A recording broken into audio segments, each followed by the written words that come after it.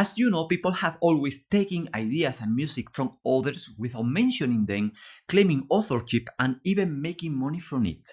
In episode 35 of the podcast Forgotten Sounds of Flamenco, I will talk about how this questionable practice has existed since the early days of flamenco, both in writings and in flamenco music, and we will hear some examples. I also talk about how this practice, unfortunately, still exists.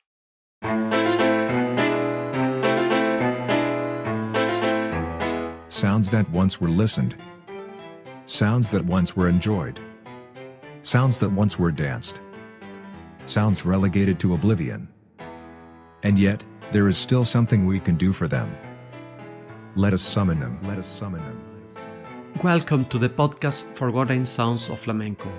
My name is José Miguel Hernández Jaramillo, and I invite you to enroll in this journey through the sounds, stories, spaces, and people that were part of the 19th century flamenco.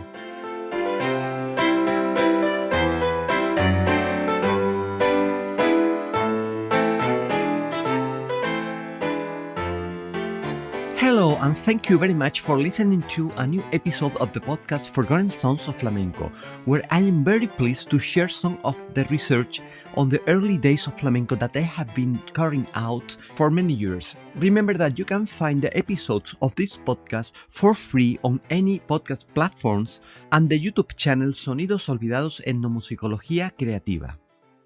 First of all, I'd like to tell you that a couple of weeks ago, in a program of Radio Clásica on Radio Nacional de España, some ideas taken directly from one of the episodes of this podcast were presented without ever mentioning the origin of said reflections. In these programs, many paragraphs from Lénica Reyes' master dissertations on the PTNera in Mexico were read without mentioning the author once.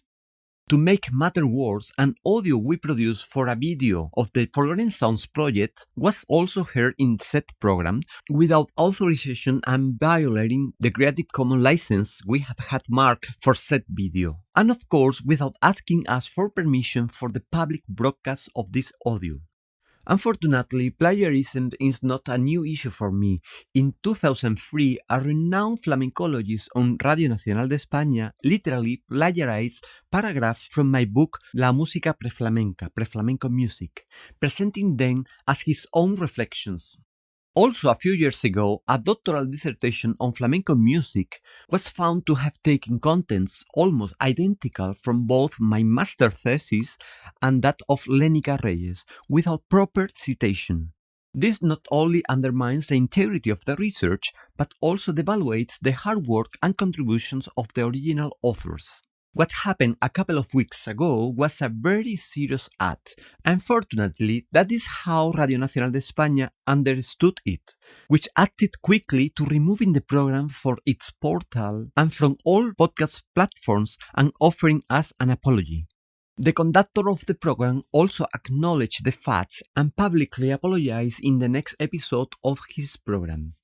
Your overwhelming support shared on social media played a crucial role on this. Your rejection of such actions, as well as your words of encouragement, were instrumental to reverting this situation so quickly. When we act together, things are achieved, of course. Therefore, I want to express my heartfelt gratitude to each of every one of you for your empowering and invaluable support. I also want to emphasize the importance of proper citation and recognition of authors. That is not just a matter of academic integrity, but also a way to honor the hard work and contributions of the original authors. It is our collective responsibility to ensure that the intellectual property rights of creators are respected and acknowledged.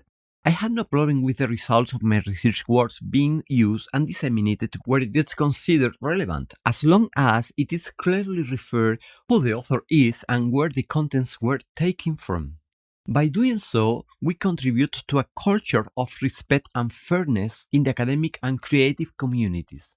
This situation inspired me to make this episode, and I decided to show you how these events are not only something current but from the early days of flamenco writings of some intellectuals who addressed its study, including much of the flamenco music that was composed in the 19th century was, let's say, copied by other people to publish them as their own ideas or compositions, of course without mentioning the original author, if there was one.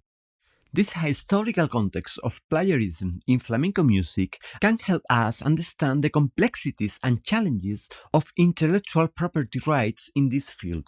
And what do I mean with this last comment?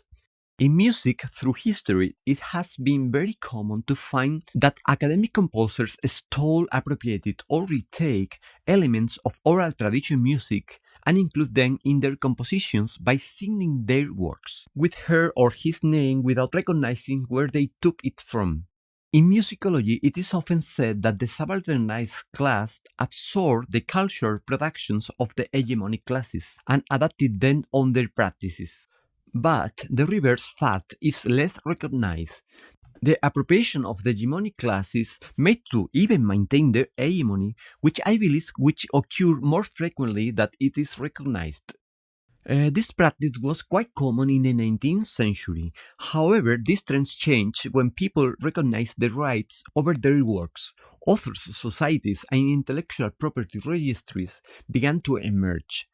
If you remember, in episode 30 of this podcast, which I dedicated to what we call mythical theories, I already commented on how the theory that Antonio Machado y Álvarez de Mófilo exposed in relation to the creation of the PTNera singing in 1881 was later taken up by other authors very few years after this publication, on some occasions without mentioning the author, de Mófilo. And I would precisely like to start with this case, mentioning a couple of examples that show how an idea was repeated without attributing credit to its authors. For example, in a speech read before the Cádiz Academy of Sciences and Arts on March 25, 1885, Antonio Valls y Álvarez said the following. It is said that the PTNera comes from paternera, that is, from a girl born in Paterna.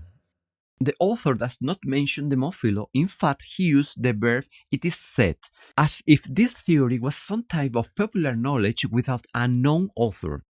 The curious thing is that this speech was in turn copied a few months later in an article in a publication, De Ilustración Ibérica. In August of that year, remember that the speech was from March, we can read in this publication the following, of course without mentioning who said it. It is said that PTNera comes from paternera, that is, from a girl born in Paterna. The curious thing is that in this article we can read the following theory of how flamenco emerged. I read it for you. Flamenco singing has a more illustrious ancestry than could be supposed. The oldest piece of this genre is the hymn that was sung and there it remained in Santiago de Compostela by the Dutch pilgrims. The flamencos filled the chapels of our cathedrals with music. And finally, they introduced and popularized many of their national songs, which formed, together with Arabic songs, the background of popular music in much of Spain. It is difficult to distinguish the part that corresponds to Arab musicians and those from Flanders, but we suspect that the so-called flamenco today has more Arabic than Dutch, even though everyone calls it this way. Well, this text is almost identical to the one read by Antonio Valls in the aforementioned speech. I will read what Valls said 5 months before to see if it sounds like the text of the article. Flamenco singing has a most illustrious ancestry that might be supposed. The oldest piece of this genre is the hymn sung in Santiago de Compostela by the Dutch pilgrims. The flamencos then filled the chapels of our cathedrals with music and finally introduced and popularized many of their national songs, which formed, together with Arabic songs, the background of popular music in much of Spain. The so-called flamenco today has more Arabic than Dutch. Suspicious, right? A few weeks ago, what happened 139 years ago was repeated, that a media outlet literally used a text from another person's without mentioning them. I could tell you many other examples like this in the first years of flamenco, but I prefer now to move on the topic of what has been called musical borrowings. What I want to do here is to show, let's call coincidences with many quotes in flamenco music that has been made in the 19th century. One of the first flamenco works published in sheet music that I have news of is the one titled Caña Cante Flamenco, which was included in the medley of Andalusian airs titled The Jewel of Andalusia, miscellaneous of characteristic airs for piano. I do not know if this melody was originally composed by Juan Cansino, if he transcribed it from someone who heard it sing, or if he copied it from another previous score. What is known is that this work was copied at ease in subsequent years in works by other authors, but first of all we are going to listen to a fragment of this work and then compare it with the other copies.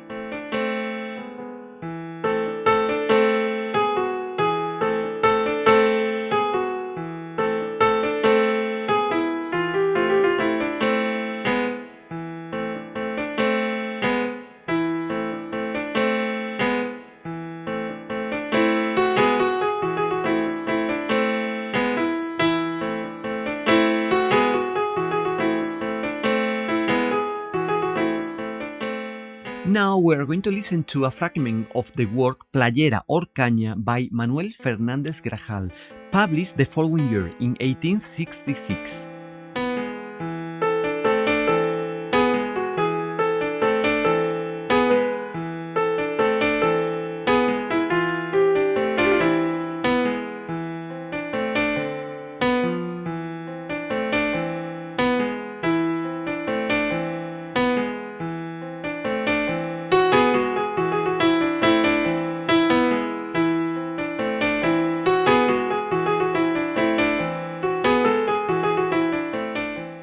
As you have heard, both works are practically identical. The following year, 1867, Laureano Carreras, in his collection Andalucía, Spanish Popular Songs and Dances, includes the following song. Let's see if it sounds familiar to you.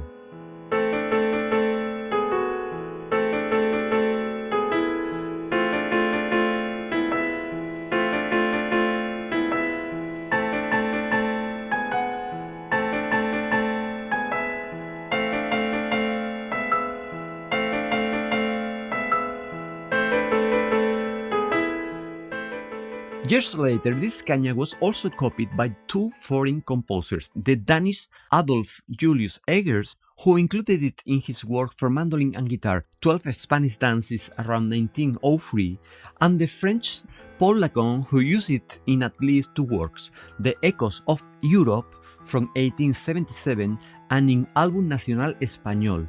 We are listening a fragment of this song from this latest work.